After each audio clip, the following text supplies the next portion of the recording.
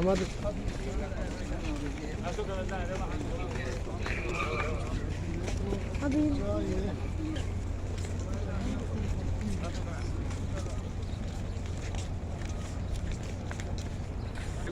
يلا حبيبي يلا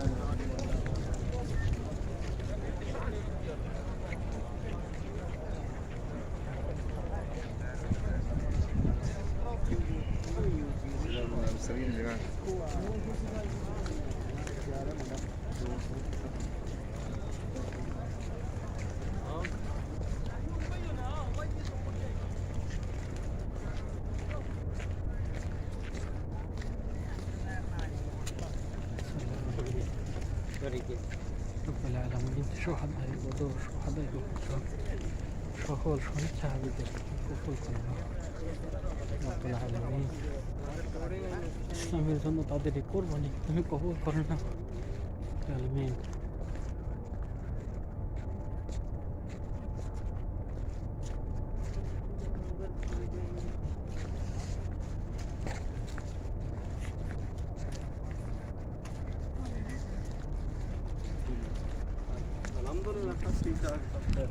ये सैयदा फातिमा तो ज़हरा रज़ियल्लाहु ताला अन्हा बस जी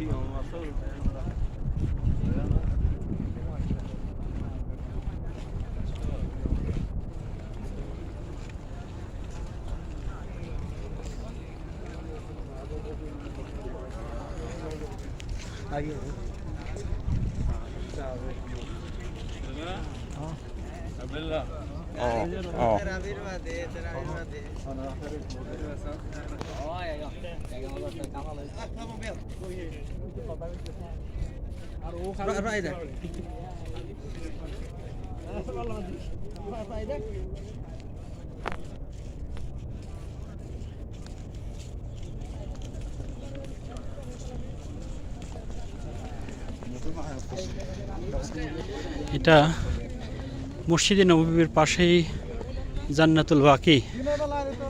এখানে আল্লাহ রসুলের সাহাবাদেরকে দাফন করা হয়েছে। হযরত মা আয়েশা রাদিয়াল্লাহু তাআলা আনহুকে ওখানে দাফন করা হয়েছে। কিন্তু এই কবরগুলো কোথায় কার কবর সেটা কখনো ইন্ডিকেট করা হয়নি। এবং এখানে আল্লাহ রসুল জীবদ্দশায় মাঝে মাঝে কবর জিয়ারতের জন্য আসতেন। অনেক বড় এরিয়া, ছোট্ট ছোট্ট পাথর দিয়ে এক একটা করে কবর ইন্ডিকেট করা আছে। আবার নির্দিষ্ট সময় পর এখানে আরেকজনকে কবর দেওয়া হবে। এখানে কবরস্থানের এটাই নিয়ম। স্পেশালি কিছু কবর এখানে পাথর, বড় পাথর দিয়ে বা ছোট ছোট পাথর দিয়ে ইন্ডিকেট করা আছে।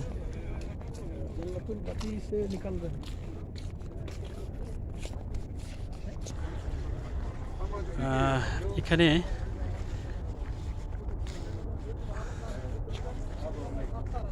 কবর জিয়ারত সম্পর্কিত কিছু নির্দেশনা দেওয়া আছে। মূলত এখানে এটা সব দেওয়ার কারণ হচ্ছে যে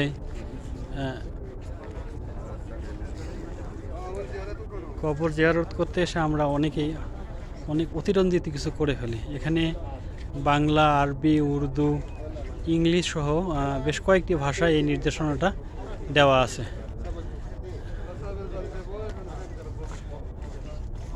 যেমন মৃতদের নিকট কিছু প্রার্থনা করা, তাদের উদ্দেশ্যে নজরানা পেশ করা, তাদের নিকট সুপারিশ করা বা সাহায্য চাওয়া বড় শিরক, যেটা আমাদের বাংলাদেশে অহরহ হয়ে ঘটতেছে।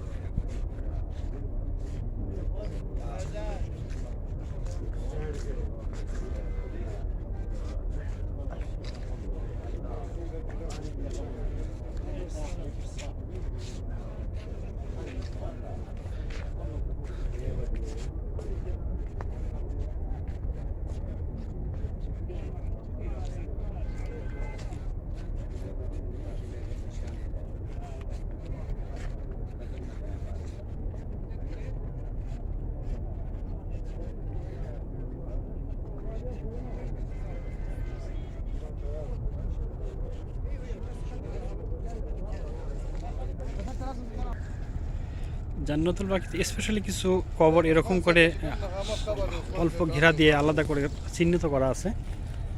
আমরা জানি না এসব কবরে কারা শুয়ে আছে। নিশ্চয়ই নবী আলাইহিস সালাম হালিমা সাদির নিশ্চয়ই আচ্ছা রাসূল সাল্লাল্লাহু কোনো বিশিষ্ট সাহাবীর কবর হয়তো হবে এগুলো, যেগুলোকে আলাদা করে চিহ্নিত করা আছে। ওই যে দূরে আরেকটি দেখা যাচ্ছে, আমরা দেখতে পাচ্ছি এই যে একটি কবর, এটা আরেকটু আলাদা করে উঁচু করা। আমরা ওখানে যাচ্ছি না। হ্যাঁ, এটা একটু উঁচু করা, স্পেশালি উঁচু করা আমরা দেখতে পাচ্ছি।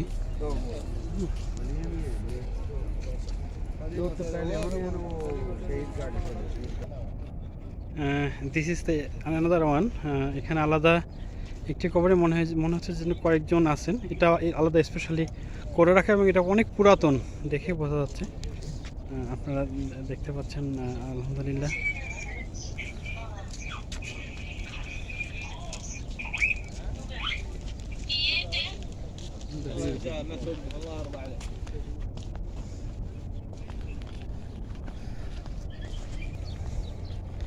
দিস ইজ অ্যানাদার, এটাও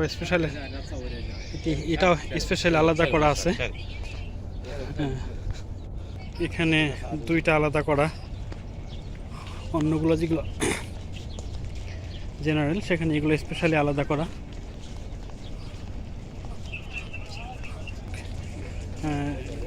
তিনটা, 1 2 3।